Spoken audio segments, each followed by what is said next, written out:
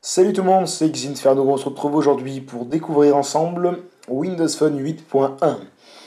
Donc voilà, je viens d'effectuer la mise à jour parce que Microsoft vient mettre à disposition des développeurs la version preview de Windows Phone 8.1 qui sera, elle, diffusée courant juillet, la version finale.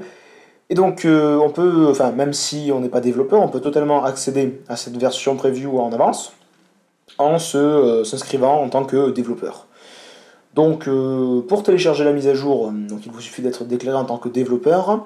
Pour être déclaré en tant que développeur, il suffit de vous rendre sur App Studio, le site de Microsoft qui permet de développer des applications sans avoir de sens de programmation. Donc on s'inscrit, on est reconnu en tant que développeur. Une fois que c'est fait, on va sur Dev Center, donc on télécharge l'application pour Windows Phone. On installe l'application, on se connecte. Et ensuite, on s'abonne au flux de diffusion des mises à jour pour développeurs. Donc en faisant cette petite manip, on est reconnu en tant que développeur et on accède aux mises à jour pour développeurs. Donc comme j'ai dit tout à l'heure, la mise à jour a été mise à disposition pour les développeurs, donc le 14 avril, dans la matinée. Et donc on peut la télécharger, voilà, donc on est le 16, et donc je viens de télécharger la mise à jour. Donc ça a pris 1 heure environ, voilà, pour pouvoir installer le tout. Donc on va parler donc des nouveautés qu'il y a dessus, parce que justement, je voulais télécharger en avance, mais déjà parce que j'aime bien télécharger tout ce qui est en avance et tout tester. Et voilà, parce que j'avais aussi envie de découvrir les nouvelles fonctionnalités de Windows Phone 8.1. Donc, on va commencer donc déjà par l'écran de verrouillage. Alors c'est tout bête à dire, mais il y a déjà un changement qu'on peut voir si on est habitué au Windows Phone, c'est l'heure. L'heure qui est affichée de façon beaucoup plus grosse que d'habitude. En fait, donc on a nos notifications qui apparaîtront autre part maintenant, et donc on aura juste l'heure maintenant sur le. On peut mettre notre information, on aura principalement l'heure qui a donc été grossie et qui est, je trouve, beaucoup plus pratique comme ça, parce que là on a vraiment l'heure en gros, donc on le voit beaucoup plus facilement, c'est beaucoup plus clair comme ça. Donc ça paraît tout bête, mais c'est un des changements de la mise à jour. Tant qu'on est ici, on va pouvoir voir que les logos qui sont là-haut, attendez, hop, on va essayer de faire un petit zoom, voilà. Les logos qui sont ici et là-haut, maintenant apparaissent constamment. Ici, donc on a des petits logos principaux, on peut appeler ça. Donc on aura le réseau, le Wi-Fi, le mode silencieux, enfin le mode de sonnerie, voilà, qui apparaîtront constamment là-haut, qui ont été regroupés sur le côté, alors qu'avant on pouvait avoir les logos ici, à droite, à gauche, voilà. Ils ont été tous regroupés sur le côté, idem pour la batterie qui maintenant est légèrement plus sur le milieu.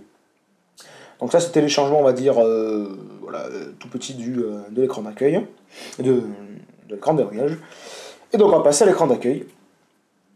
Donc vous le voyez, je pense que même vous le voyez très bien, le premier changement majeur de l'écran d'accueil, c'est enfin de pouvoir enfin mettre un fond d'écran sur l'écran d'accueil. Voilà. Ça c'est la grande nouveauté. Donc on a un fond d'écran qui est sur les tuiles directement, donc toutes les tuiles qui gèrent la transparence permettent de voir le fond d'écran donc en transparence.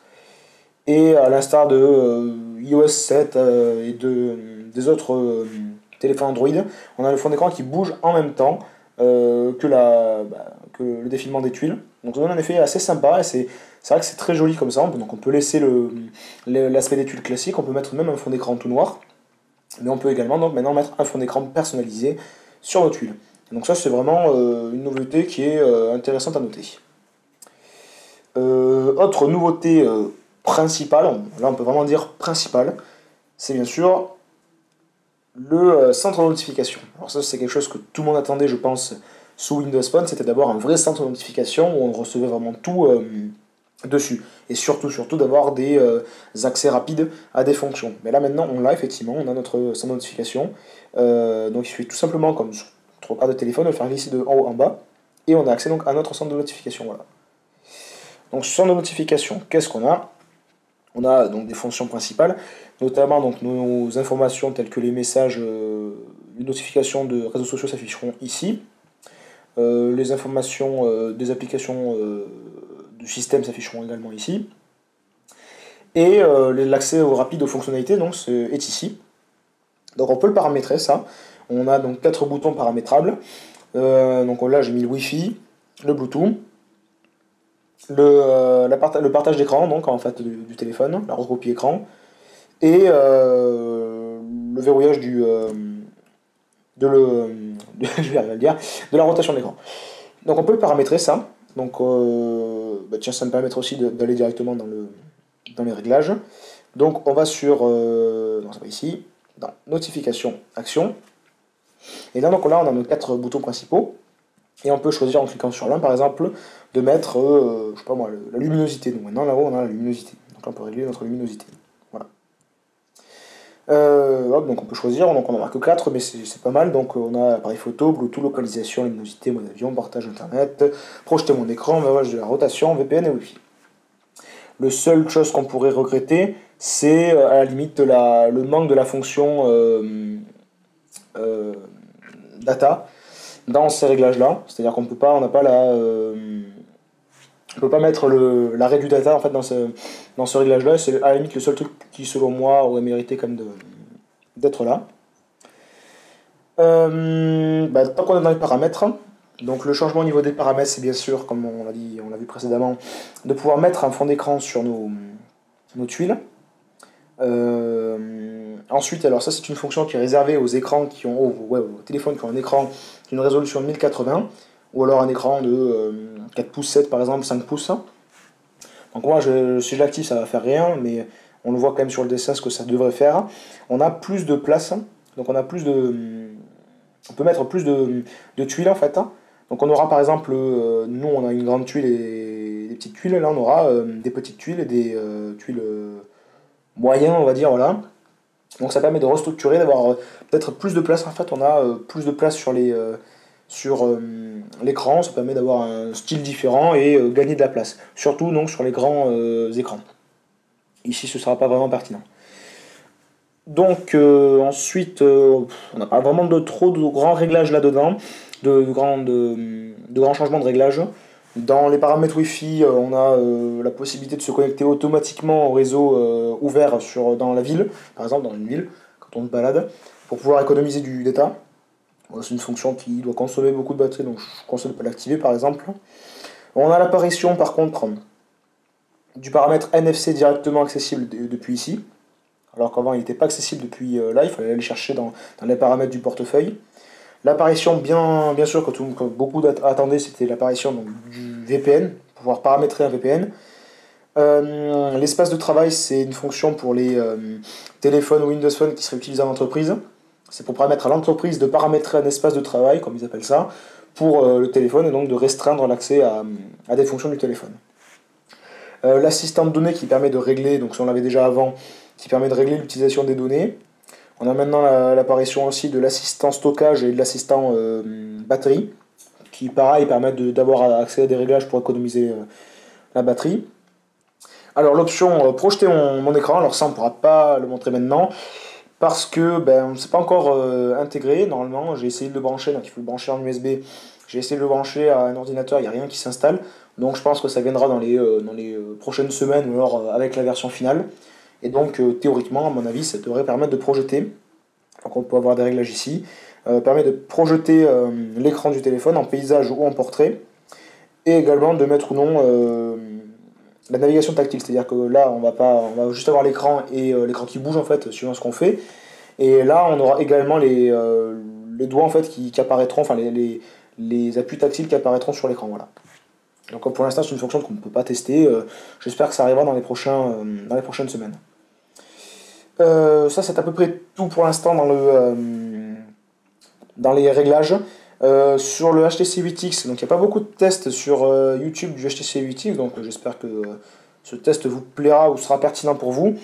Déjà de 1, pour répondre aux gens qui auraient des questions sur la compatibilité, ça fait que quelques heures que je l'ai, mais j'ai aucun bug. Alors, réellement, là, j'ai aucun bug de téléphone.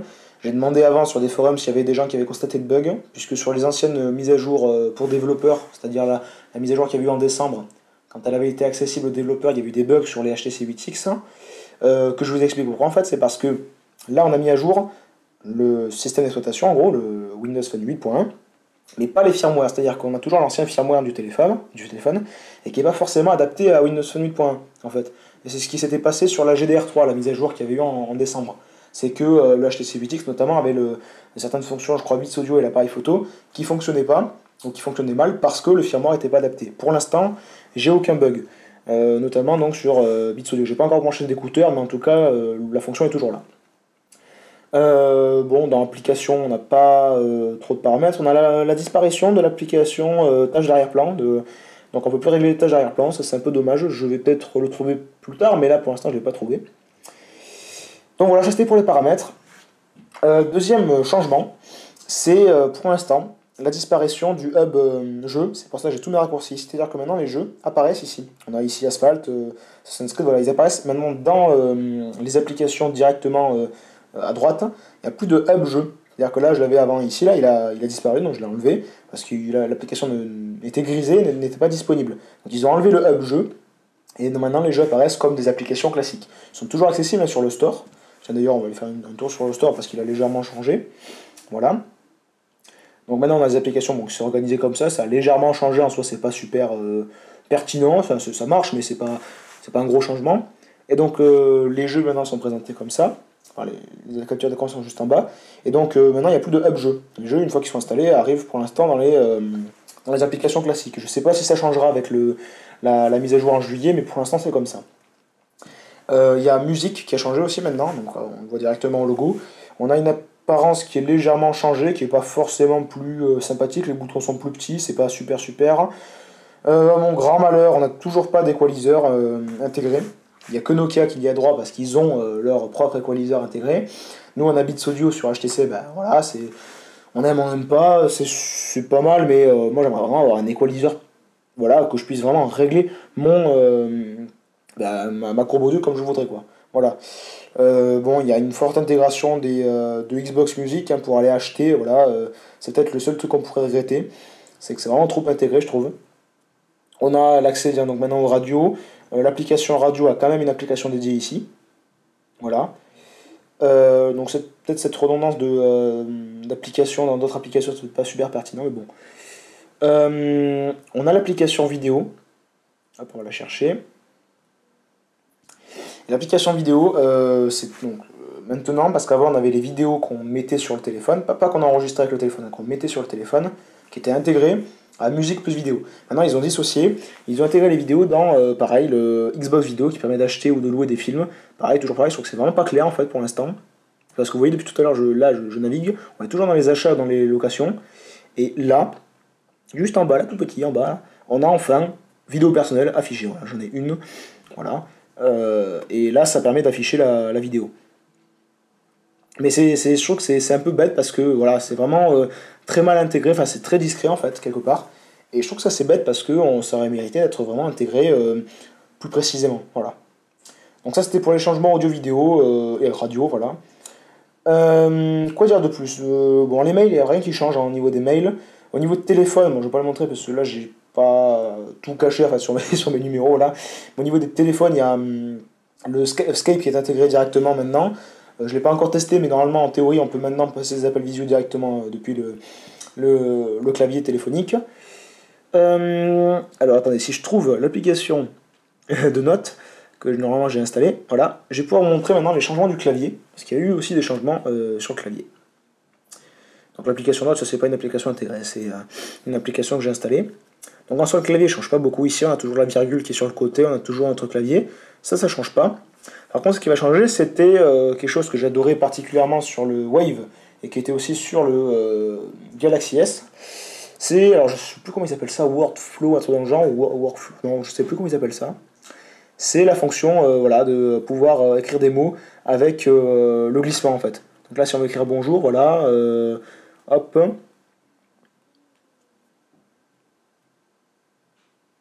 Hop, voilà par exemple.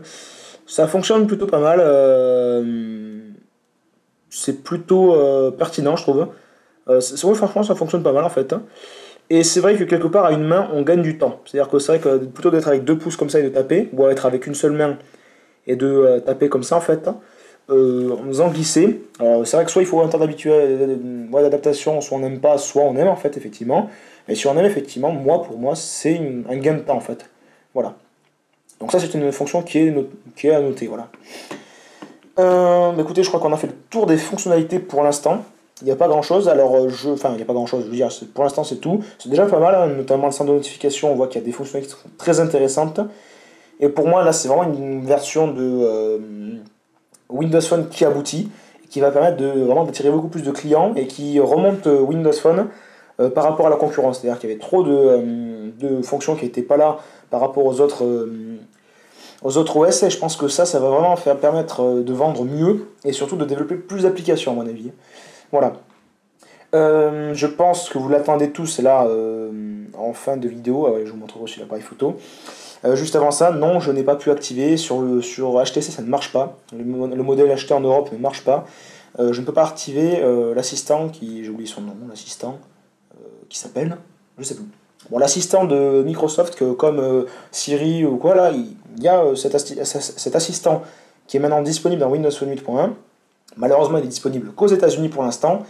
Et la technique, c'était de mettre son téléphone en américain, enfin tout mettre en américain, et d'activer l'assistant vocal, donc je ne sais pas comment il s'appelle. Et non, ça ne marche pas sur HTC 8X, ça ne marche pas du tout. Il n'y a que sur eux que ça marche pas, chez les autres ça marche, chez Nokia et chez Samsung ça marche, là-dessus ça marche pas, voilà. C'est le seul problème. Vite fait, tant qu'à faire, parlons de l'appareil photo. Donc voilà, il marche parfaitement sur le HTC, il n'y a pas de bug. C'était la chose qui avait bugué sur Windows Phone 8 pour les développeurs. Et donc on va avoir accès ici, donc on a eu un petit lifting de l'apparence. Donc on a des boutons maintenant qui sont personnalisables sur le côté, donc on peut les personnaliser ici, choisir ce qu'on veut comme fonction. Réglage de l'exposition par exemple, là j'ai mis ça. Là je crois que c'est voilà, les filtres, flash ou pas, voilà.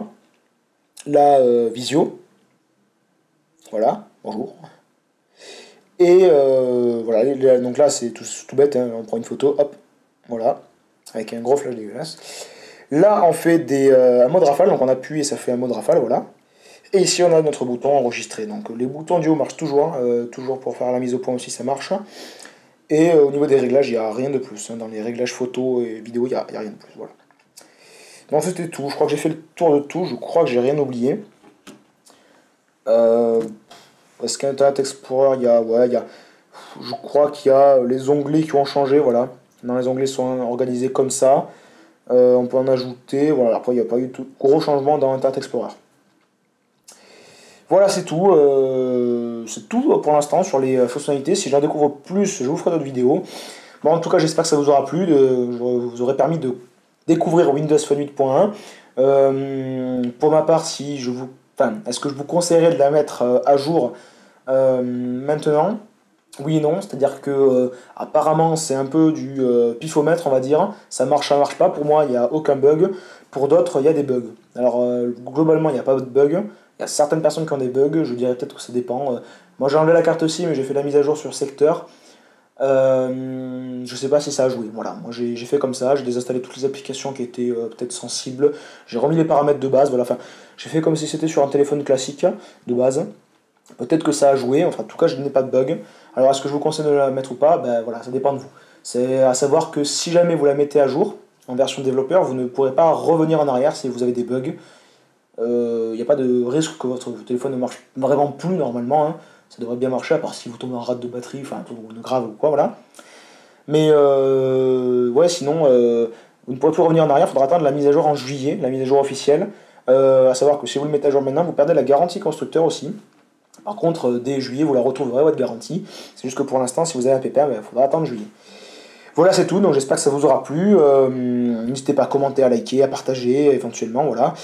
Et je vous dis à très bientôt pour de nouvelles vidéos. Allez, ciao tout le monde!